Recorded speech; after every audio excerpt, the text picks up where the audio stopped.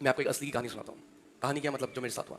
रोहिणी में एक परिवार है जो पहले किसी एक गुरु के यहाँ वो जाते थे, तो वो परिवार मसीह में आने लगा।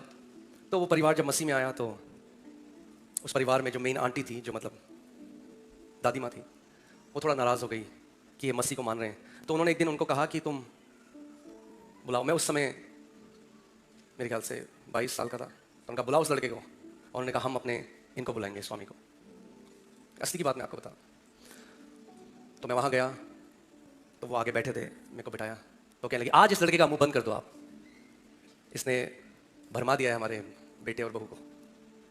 तो उन्होंने कहा अच्छा आप बताओ आप क्या मानते हो। तो मैं सुसमाचार उनके साथ बांटने लगा कि प्रभु जगत के पापियों के लिए आया। तो मुझसे बोलते अच्छा, पर मैंने तो कभी पाप ही नहीं किया, मुझे तुम्हारे यीशु की जरूरत नहीं, क्योंकि मैंने कभी पाप नहीं किया। मैंने कहा अच्छा।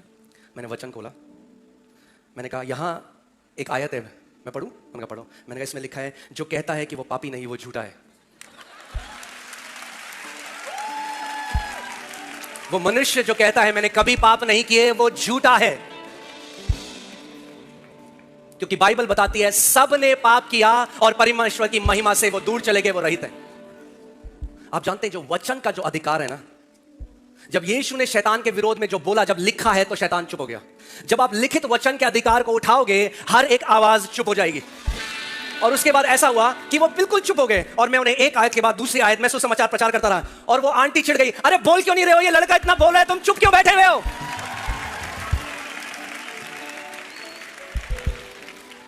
उन्होंने कहा आंटी चुप हो जाओ, ज्ञान लेना अच्छी चीज है, मैं सुन रहा हूं कुछ। उसके बाद आखिरी में उन्होंने कहा क्या आप मुझे बाइबल दे सकते हैं? मैं उन्हें बाइबल गिफ्ट करके आया। उसका वचन जीवन है, उसका वचन ज्योति है। हालेलुया। और आप जानते हैं मैं बहुत खुश हुआ उन व्यक्ति से, क्योंकि वो नम्र थे।